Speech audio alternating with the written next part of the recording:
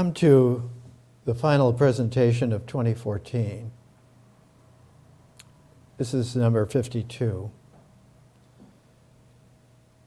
And in the series entitled Parayana, we've been looking at a future transform that is happening as we speak to the civilization that we have inherited and have come to realize again, as every node in the time rhythm, very, very vast and long, of civilization comes to recognize, is that time is an energy. And when a time form has run its course, its energy is depleting rapidly. And the civilized response to this has always been, we need to renew the energy in a new form, a new time form. And so the colloquial usage of the last generation, or a little before, is that we are in a new age. And styling it as an age, oddly enough, gives it a regressive quality that we've been exploring. It goes back to a time where the Roman Empire was formed, because a previous time form had run out and a new age was dawning, and the new age was commandeered, hijacked by the Roman Empire. In our time, the hijacking is by a world order empire, and it has a subterranean quality to it that this also involves aliens. In the previous time form, running out of energy, running out of time, needing a renewal of a new age, the quality was that we have a power that has a divine source, and that the divine source is wrapped in an archetype of actuality in time, in civilization, and that is that there is a divine king, a leader of mankind's structures of society, of political structure, of life and understanding, an arbiter of rituals, a generator of the correct myths, and that mythic experience with its language, its images, its feelings, are all able to be integrally commandeered and tied with the knots of a time form which allows for exact calculation. And it reminds one of the ancient Peruvian form of keeping time measurements, that of the quipu. The quipu was a cord that was knotted, and for each segment of a time form happening, one would tie a knot. And so the quipu was something that could be consulted by looking or even by touch, that you could keep track of where everything was, not just in its place, but it's in its place in its time signature. And we have something akin to that now, in that the understanding comes to be integrated and then tied in a knot so it will stay. And this was done in the Roman Empire with its new age, in the time of Augustus Caesar, and even before, in the time of Abraham, some 2,000 years before Augustus Caesar, and 2,000 years before Abraham in the time of Adam and Eve.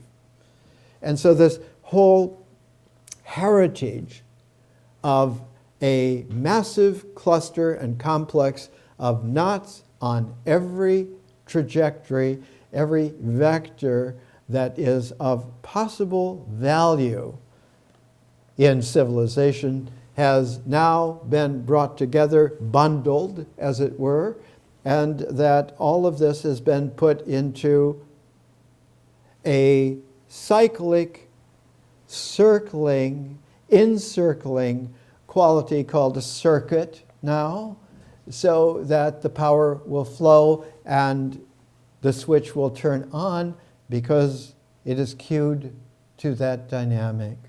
You're plugged in. This haunts, especially at the very end of a time form, not an age, but a time form, which is quite real in a strategic enormity that takes vision in order to behold it, and takes a sense of history in order to understand it. And that vision, as we've been exploring again and again, becomes something that the beholder,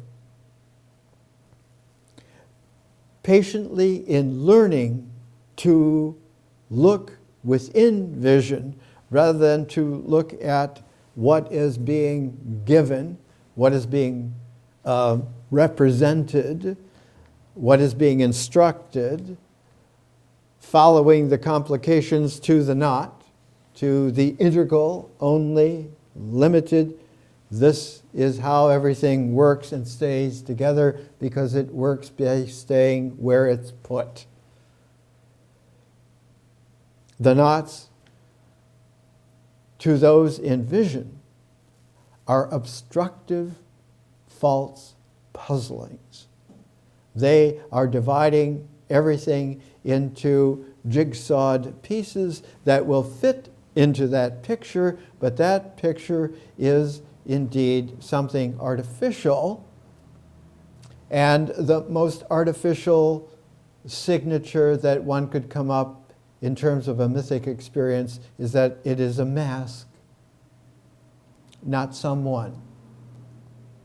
And not only a mask hiding the someoneness, but a mask that is geared to represent things and their actions, feelings and our source of nutrition, so that there are masks of foods.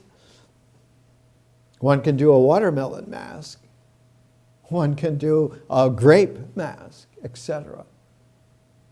Or there are masks of feeling. You can have the happy and tragic of Greek drama, etc.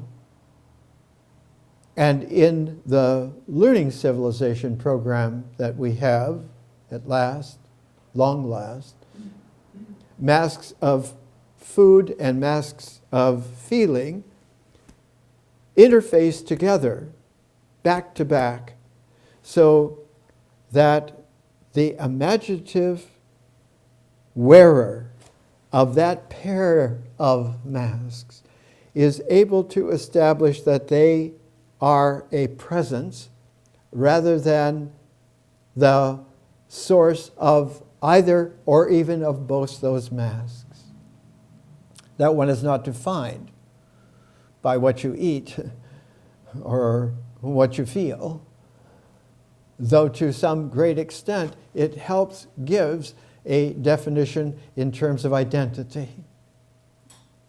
And it is the identity which is the knot formed by the conviction that identification is delimiting the context so that it becomes exact.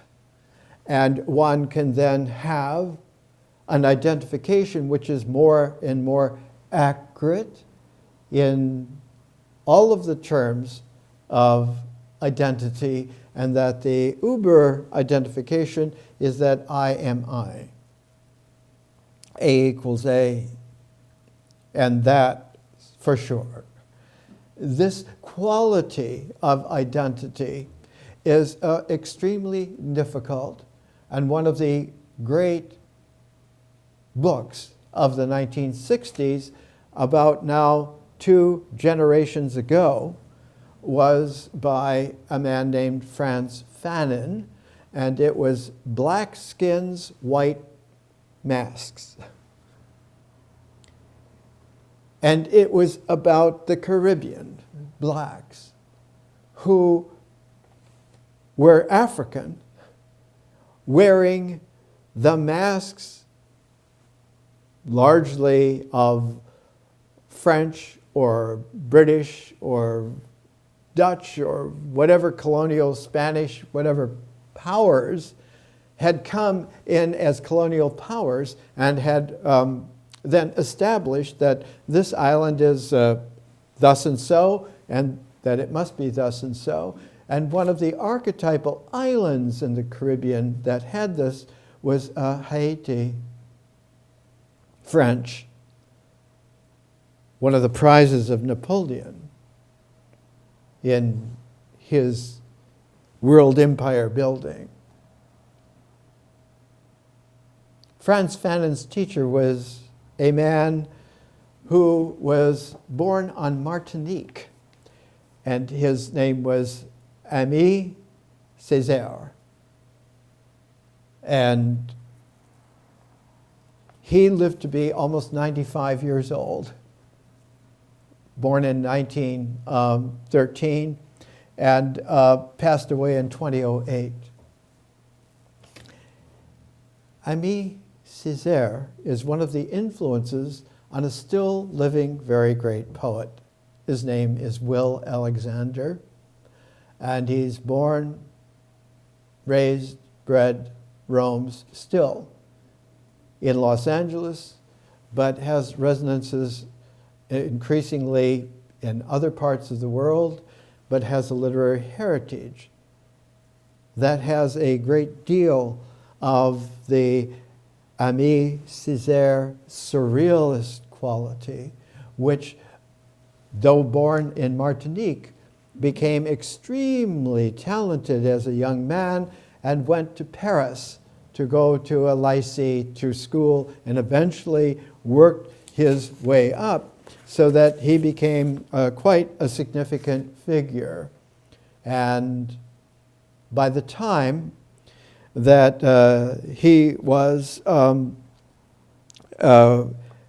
1935, he was able to pass the exams to go to the École Normale Supérieure, and there he met a fellow Afro having to wear a mask, but a mask from West Africa, Leopold Senghor.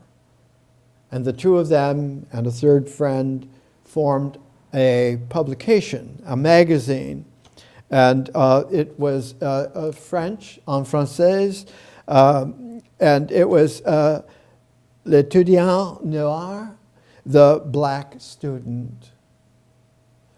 Within a very short time, Césaire began a very long poem that was not to be finished until the late 1930s, 1939, but not really published because publishers refused to publish it until 1947. And its title in translation in English is A Return to the New World. And it is this quality of the ambiguities of Caribbean life and culture in the New World, and he largely refined it because he finally married his lifelong love his best friend, his shared person, Suzanne Roussy, in 1937, and they moved back to Martinique in 1939, about that time with their young son. And it was there that they formed the new literary publication, Tropiques.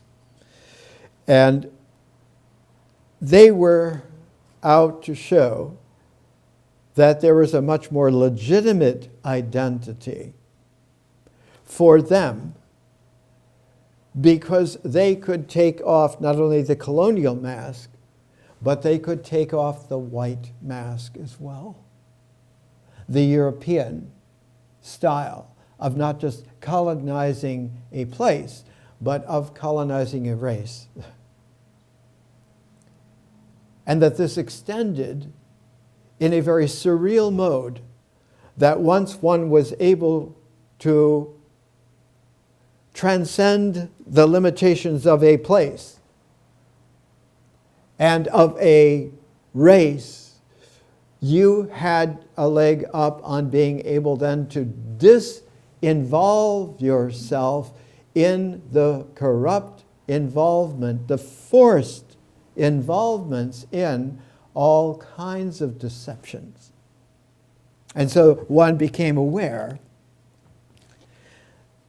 that you are being lied to in every which way.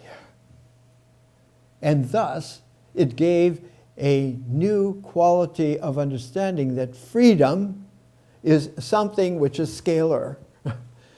And to seek to find that one of the qualities that Césaire took up was to write poetry as well as plays, in addition to his teaching, where he understood this is really education not to fit in, not to have this or that aspect of this or that identification, but that somehow there was a real identity that was actually surreal in terms of the world that was in swirl of manipulation.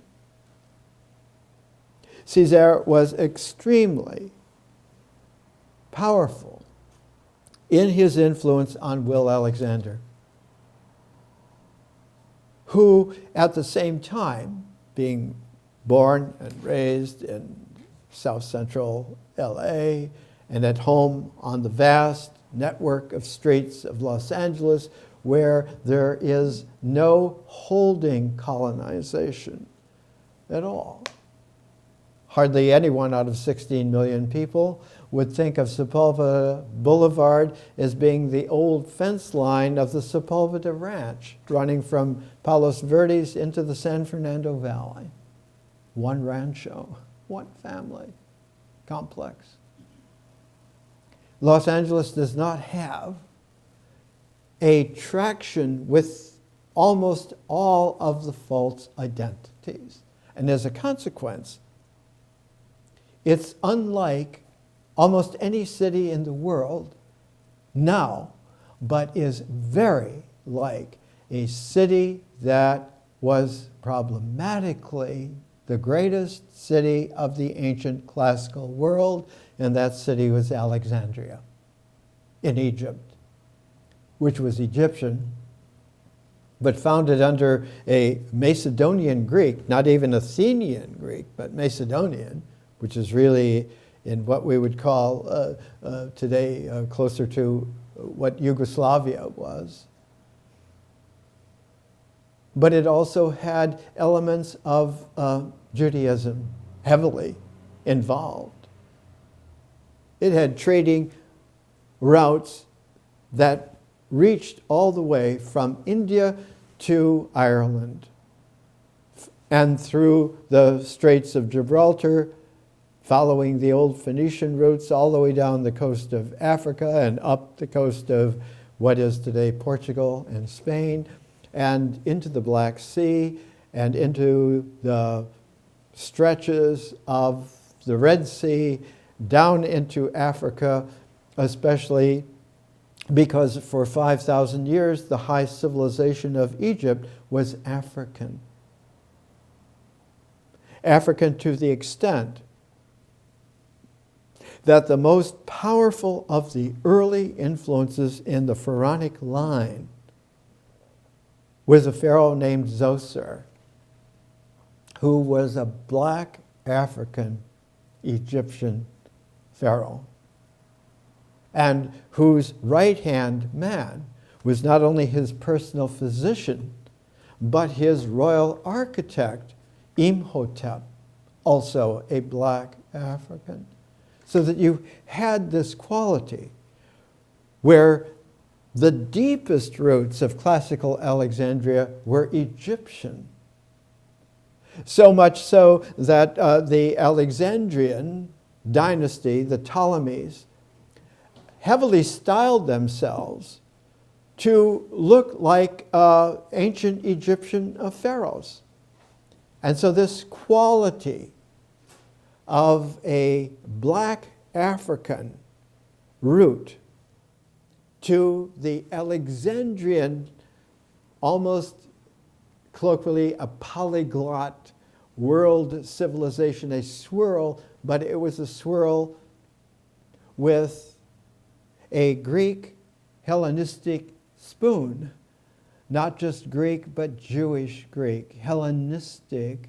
And also what it was stirring was a stew that was heated by Africa, by the energy of Africa. And one can see in Zoser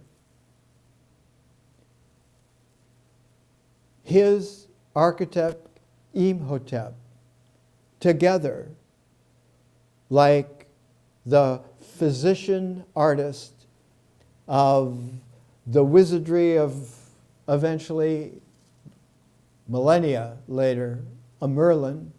Zoser was like millennia later incognate with a Merlin, King Arthur. He was the stylizer of the way in which a symbolic form archetypally became the high water identifying identity of Egypt, and that is the pyramid. It is Zoser and Imhotep that bring the black African quality into Egypt so that the true pyramid occurs for the first time through the bent pyramid that really didn't work, that was based on just using the stack of the step pyramid, to finally refining and understanding that there was an archetypal geometry going on here, and with the red pyramid, the first true pyramid at Giza. Nearby in Saqqara. That whole region, beginning with Saqqara and Zoser and Imhotep, and then moving on very rapidly after that in the Old Kingdom to the pyramids of Cheops and Kefran and Mycerinus.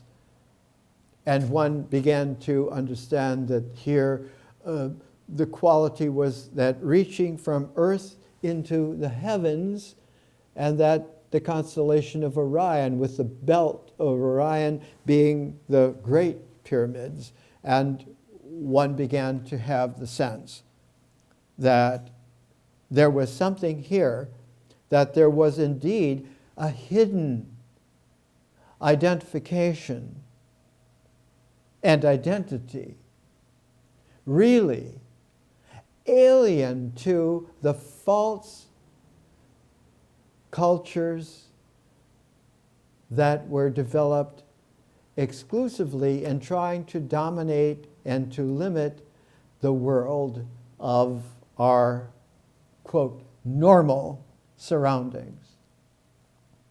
All of this came to a head in the 1930s, 1940s with Aimé Césaire as an influence on Will Alexander's work, and one of the great collections of his several dozen volumes now, is Inside the Earthquake Palace, with a cover by Will. He is also a great artist and musical composer, as well as a poet, a playwright, and a prose writer. 4 plays, Inside the Earthquake Palace, where the 2 protagonists talk in the little country area of Montserrat just before a volcanic eruption would devastate that area. One of the protagonists is named Giotto, the other Raphael, always referred to by his last name, Locano, in the play. And there is this interchange between them that eventually teases out a peculiar quality.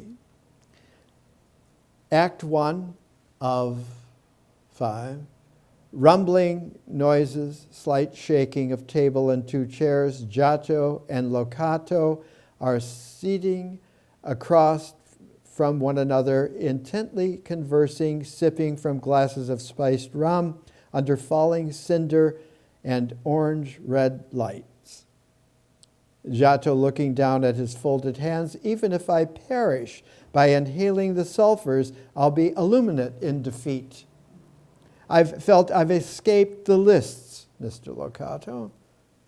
They're cold and brazen, and until now I've always sought the safety of lists. Locato staring at Giotto intently. So, you've come to Montserrat as some form of liberty, some test of nerves to photograph extinction, and goes on from there. And the 2 begin to discover that they are unalike, though understanding what Franz Fanon had come to understand from Césaire's teaching, that black skins in white masks, that there are many masks that are going on. It's not simple whatsoever. And that the skins have a whole scalar of tones. And that this quality of influence on Will Alexander and on the world. Césaire's famous for coining the word negritude, that there is a subtle, poetic, kaleidoscopic insight, quality that the African primal origins of species still has a current. There is a wonderful collection of early books of poems, Kaleidoscopic Omniscience, that includes a number of his early volumes. One of them, almost unavailable now, is Asia and Haiti, and not a part of it, his very first book of poems came out in 1987, Vertical Rainbow Climber. And Asia and Haiti came out just a little later and has a tremendous advance in the ability to give a quality of exploring into not just the unknown, not even just the surreal, but to a vastness of poetic that is not identifiable, but is discoverable, as long as one eschews settling into identities and identifications that are almost generically misleading and corrupting. This requires something beyond the surreal, and another deep influence on Will's work is the High Vajrayana, personified in a book that came out. Its title is a collection of essays by Jeffrey Hopkins. And it was meaning meditation on emptiness, published by Wisdom Publications in London. And many pages, 6 long sections, not just chapters, on the way in which there is a subtle development in the Vajrayana, in the diamond path, that shows again and again that the deception of identity, of identification, is endemic to a quality not just of a culture or of a time period or of a space, place, but endemic into the very scalars and complexities that require a squeezing of that fruit of the center of one's self and freeing the juices from that fruit to flow into new possibilities, new ways of being. One of the great beginnings in Asia and Haiti, Asia with Jeffrey Hopkins in the Vajrayana, Haiti with Césaire, with his Martinique confrères, and the very beginning of the Haiti.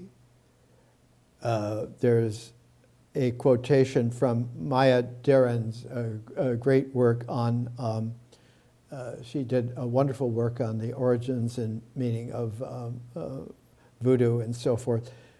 These undistinguished dead become known as that anonymous heritage, les morts, the dead. We, bubonic, with blackened, altering transmissives, with burning nerve links and schisms, twisted in piercing soils, in dark prematurity and rage.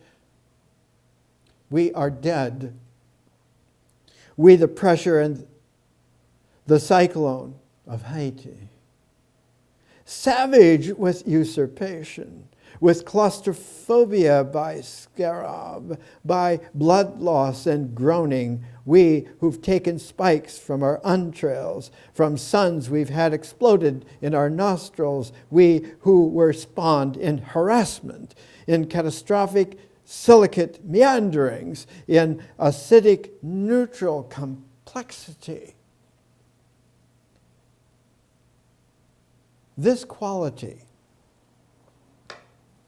of emergence at the end of a whole time form, not just the end of an age, which is a Roman Empire stylization. You talk about colonialism. It's still alive.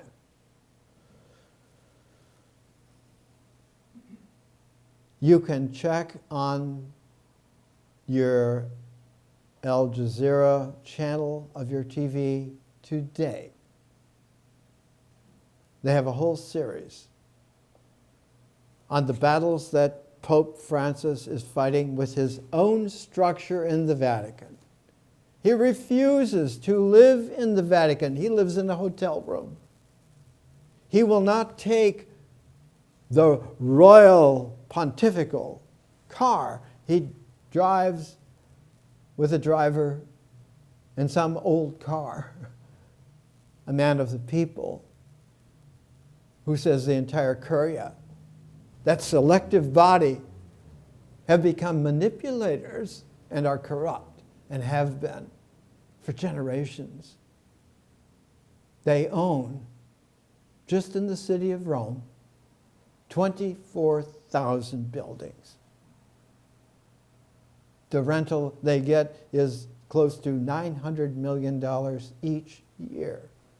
All of that is dwarfed by the take from the United States. Is $172 billion a year. Worldwide, they have 22,000 cathedrals and chapels. It is a quality of surreality that not just boggles the imagination, it gags and asphyxiates the very identifications that are delimited by laws, by courts, by police, by military, by design, by inculcation, by emphasis, by education. One of the great Vajrayana figures of about 600 years ago was Tsongkhapa. And Tsongkhapa developed a whole ecology of learning the way of liberation into freedom, and founded what became the Gelugpa sect of the Vajrayana, headed by the Dalai Lama. Our current Dalai Lama, for whom Jeffrey Hopkins was the translator for several decades, organized conferences for him where one could have collections like Kindness, Clarity, and Insight, the Dalai Lama at Harvard, etc. This Dalai Lama says that he is the last, that lineage is coming to an end with him. He's going to be 80 this year, 2015. How does a bodhisattva have a lineage that comes to an end? Let's take a break.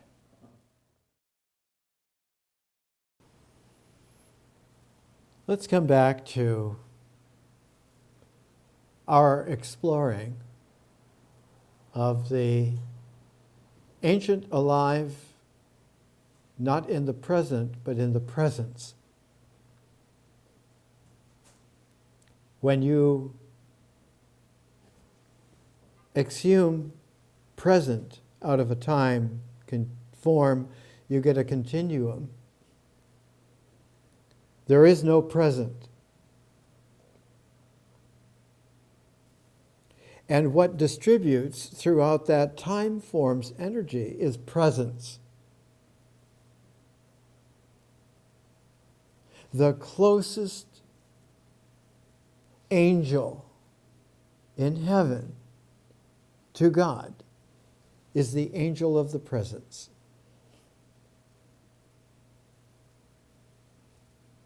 We have come to understand that that's a shared presence, and that angel is distributable to all ever.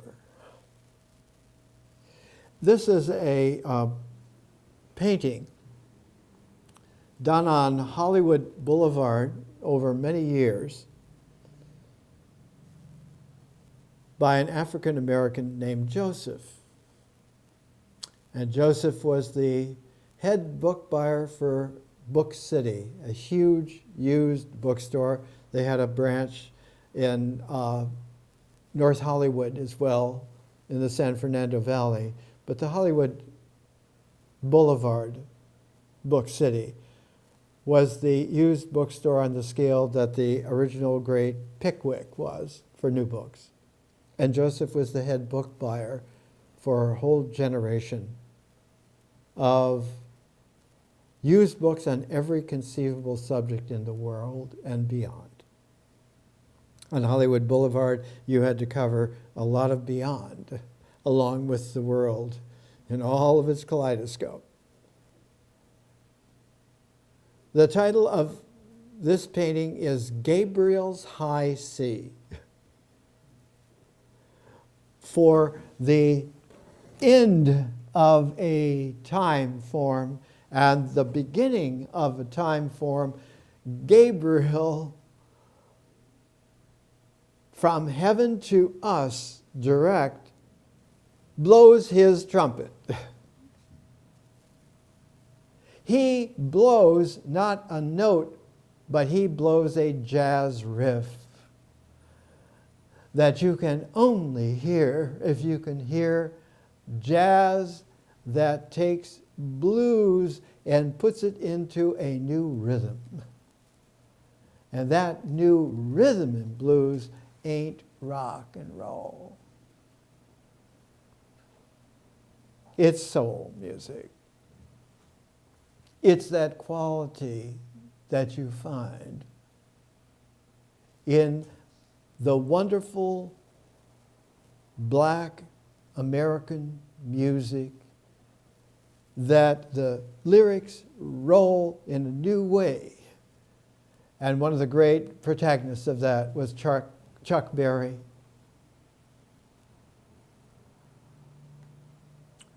One of the most popular of his songs with the Beatles was Johnny Be Good. He can play a guitar just like a ringing a bell. Go, go, Johnny, go.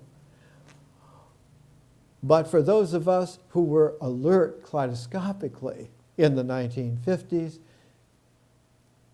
his song Roll Over Beethoven,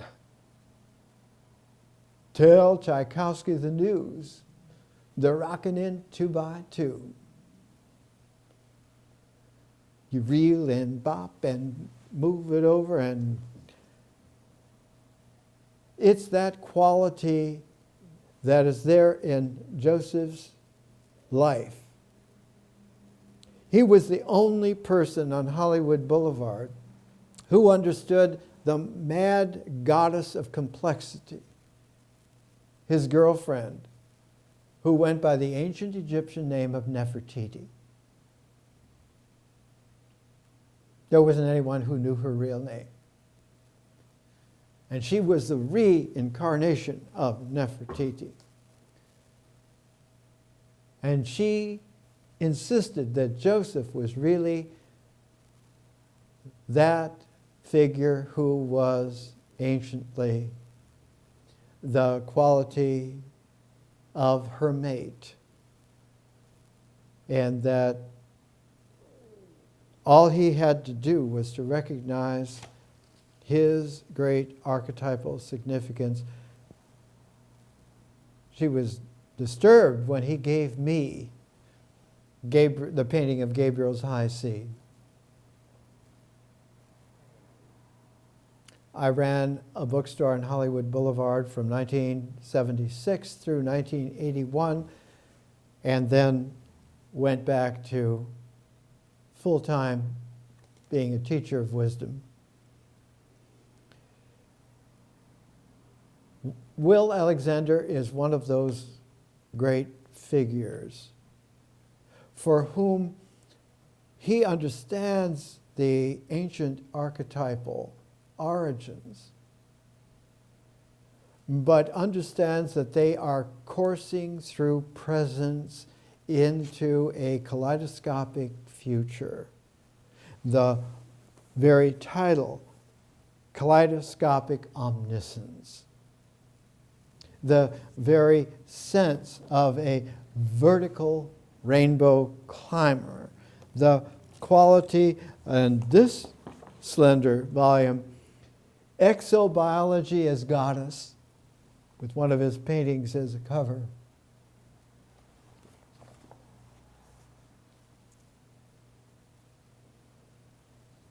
Mid-poetic. No. And I am not speaking for the quest for dialectical frondage, but movement which sweeps across a narrow wall of flux, across foundational pathology, yet spinning above a garish vulture's milk. One thinks of fevers, of drawls, of quiescence, of burnings. Then the nerves, the chants, the quaking motor flows. My hearing focused upon songs about thirstless cranial doves, about the listless erasers of panic, like a tragic mystical salt within an incandescent bravery. And such bravery is the color of rhizomes and multiples, much like a splintered nebula is food. Her phonation flies throughout the high refractive index of diamonds, with their separate flares, with their special carbon ideals, become the motion in which sound floats, wafting above molten flowing in Minas Gerais. This, by the way, is not Tolkien's Lord of the Rings, but this is an area in Brazil where all the great crystals come from. My lovely wife, Nisa, has a lot of experience in Brazil and has a great sense of crystals and that whole appreciation that there are special areas on the earth, not just for gold and silver and platinum, but for the jewels of nature, the crystals. Joseph's painting of Gabriel's high C is a crystal that has its facets cut by not just years, but whole generations of remembrance and insight going back before civilization, before culture became Homo sapiens sapiens. We were a species that was largely African. Joseph's gray beard and demeanor and everything was timeless in the sense that he could size a book up out of boxes and boxes of books and right away affix a price to it and have it carted off and put on a shelf, and did this for a generation. Hundreds of thousands of books. Had that ability. Could hear Gabriel's high C because something was ending. It's all over. And something was seething to emerge like a volcanic sap coming out to be put into a distillation so its various sugars would give something like the sap from a maple tree being able to put into all kinds of forms, from pancakes to little candies to just the sense that one now could have something that had the tone that hadn't been seen before. About the time that Césaire passed away in 2008, a whole bundle of ingenuity and talent was happening at the University of Texas Press, which had published a volume in the year 2000, the millennium, the aeon. Betty DeJong Medor, her book Inanna, Lady of Largest Heart, about Inanna, the most primordial goddess in world literature that established world literature, literally, not just figuratively, by Enheduanna, the head priestess of the temple of Nana in Kishgalgal, in Ur, and around 2300 BC. She was able to write the literary holding of the mythology of Inanna, the great goddess, the exobiology of, not just of, but as goddess, and to live that life and to reach out to all of the various city-states with their temples in Sumeria, and that southern part of Mesopotamia, spread out along the Euphrates into the Persian Gulf, into the Tigris, and to be able to put into a poetic each of the gods and goddesses, the divinities of that temple, of that city, and to do this again and again until she had made a necklace of jewels, of poetic jewels, known as the temple hymns, that takes the light of Inanna, the exobiology of the goddess. She's bringing into play something which was there that lit the moon in all of its phases, that whole lunar cycle, that, yes, this is how it is, and is related to the sun with its diurnal being thus and so. Yes, it can be obscured by clouds. It's the clouds obscuring, not the sun going out or dampening.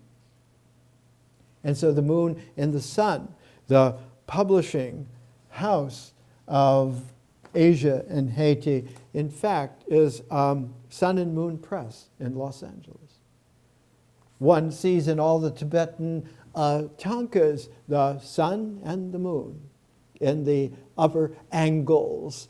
And this quality of Betty DeJong Mador, in this epical book of 2000, University of Texas Press, followed it up in 2009, just months after, in fact, it was being printed when Césaire passed away in April.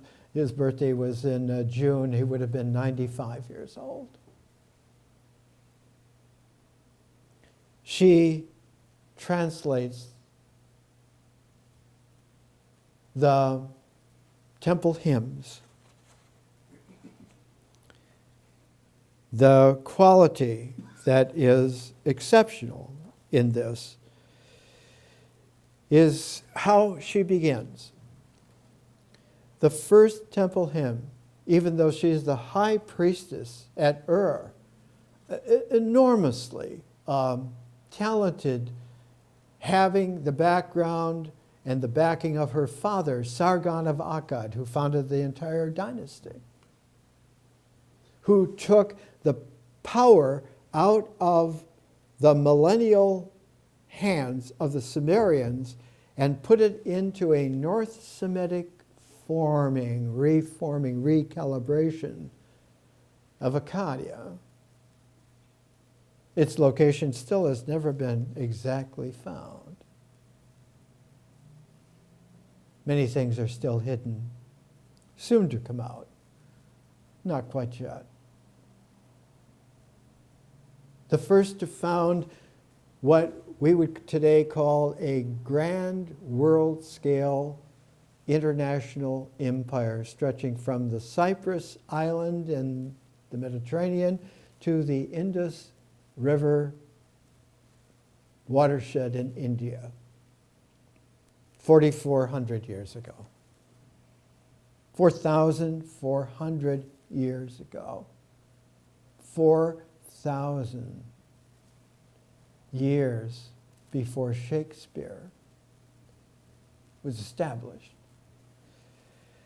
She did not choose Ur, where she was the high priestess. She chose the most ancient city of Sumeria, where it began to have a god mythology centered on a temple area, which then would be next to the palace, and that the link of palace and temple together is that kind of primordial barbell by which the exercise of empire is maintained and kept. She went to the temple of Enki at Eridu.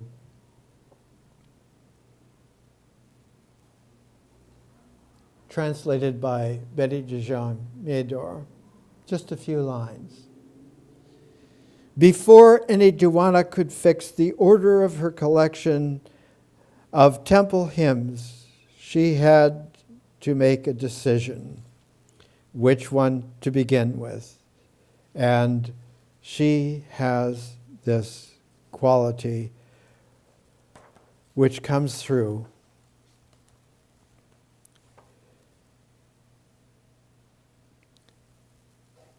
Abzu, your hymns praise creation's elements, your grand surrounding wall unequaled, and the chamber where the God lives, whose dining hall lets no light enter truly from wall to wall. Your firm anchored house has a purity beyond measure. O crowned Eridu, shining crown, sworn by your prince, the great prince, the Sabu priest makes the pure plants grow. Where your watery home hits the great below, and voices pour out to Utu, revered shrine stretching towards heaven. They carry bread from the oven to eat, the oven brimming over, rivals the holy chamber. Words of your prince, prince of heaven and earth, cannot be altered. The creator, the wise one, decreed. Lord Nudimud, the blood maker, O Enger, has built this house on your radiant site and placed his seat upon your dais. Bread and blood, bread and wine, 4,300 years ago, in a North Semitic Akkadian language, still written in cuneiform, but to be the textbook for writing in cuneiform for the next 1,000 years. She was the Homer before there was a Homer.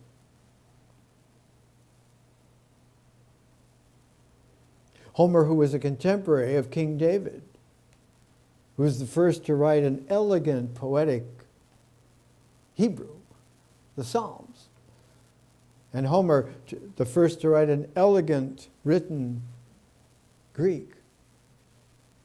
Not only the Iliad and the Odyssey, but the Homeric hymns. Hymns to Hermes, to Apollo, and so forth. They're contemporaries. They're millennial, in between two great ages, like a pivot. One, that great age that some 400 years after Enheduanna came a visionary in Ur, a young man named Abram, who later, after visionary, transformed in carrying out a journey, a pilgrimage to somewhere new, a promised land that the vision delivered. He became Abraham. Born about 2000 BC. Almost all of the dating that one finds is wrong. Unless you know the rhythm of the time forms, civilization does not ring like a bell. The language of a poetic falls into a dissonant quality that one can get used to, but a real harmonic has a penetration into the invisible, where there is no allegorical limit any longer. And reality is more astounding than any surreality could chaotically attempt. This quality comes into play in our time. One of the wonderful developments about the time that Myedor was doing her Enedwana,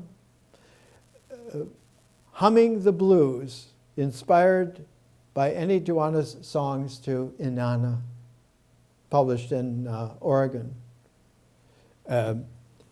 She has a very interesting take. The first lines of the first little blues poetic, sister. Sometimes I think I ought to call you the queen of the May, the way you toss light, like yellow dandelions out of a basket here and there, or maybe I should call you God, the way you've wrapped the laws of heaven and earth around your waist, like a belt, the way you skim over chaos like a quicksilver river. But I call you sister, because you're like the rest of us, opening like a pale morning, swelling like a storm, clutching the torch of longing to your breast until you feel life at your throat, until you're all dressed up in flames. Sweet sister, you know it all. A woman's desire is deep, and you're the measure of it. Cass Douglas. There are qualities of the emergence of Inanna. Here's a cover with Inanna in her flowing dress and the royal line of Sargon standing with his oblation to her and her dance of reality. It is a quality that is emerging because one has, for the first time, an understanding that the last generation, the last 20, 25 years, has seen a surging of resonance in a large scalar harmonic around figures that were for a long time understood by just a handful. So few that even saying esoteric would be billboarding it. Up until about 25 years ago, you could count on your fingers the books on Ibn Arabi, the greatest Islamic poetic seer of all time. There have been about 50 books published on, or translations of various works of his in the last 25 years. A surge of Enedwana studies, not just princess, priestess, poet, but the whole realization that there is a new past. That presence makes a continuum with the future when we are sharing the presence. That the present moment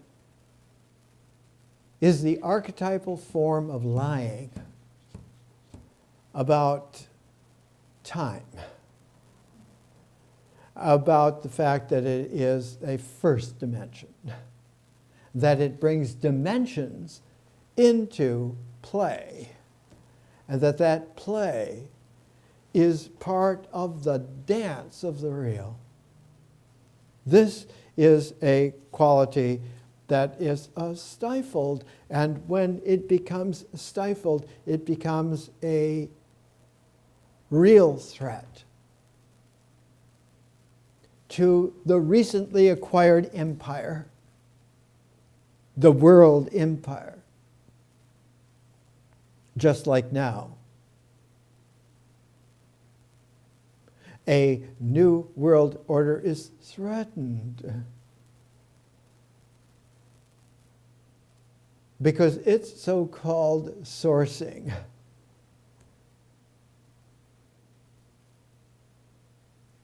money, power, military, aliens even. All of this is brought not only into question, not only into doubt, but being evaporated into irrelevance quickly. Like the sun rising evaporates the dew and brings the new day.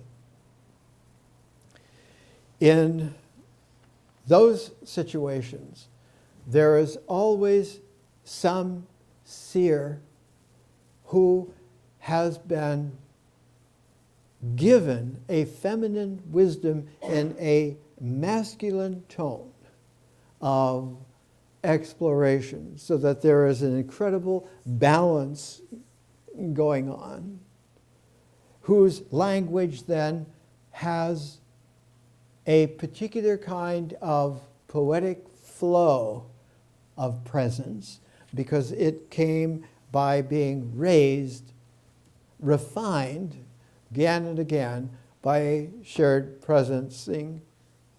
And in the last time form major node, I call them carrier waves.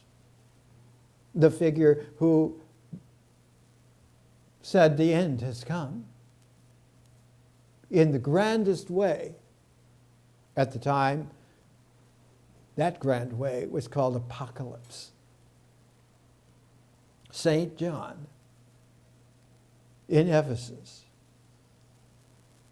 having been born to a mother named Salome, who was the oldest sister of Jesus, who was raised by his older brother James, about 10 years older, until he was 12. And at the Last Supper, it was nephew to uncle, young John to Jesus. Am I the betrayer you're fingering out now? Lay his head on his chest, because he was a beloved nephew, was special. Having been raised by not only the mother Salome, born in Alexandria, where the family was at the time, with the infant Jesus until he was 5. St. John grew to be a massive threat to the new power maturation of the Roman emperors who had replaced the Caesars. They're so clever and so powerful, the Flavians.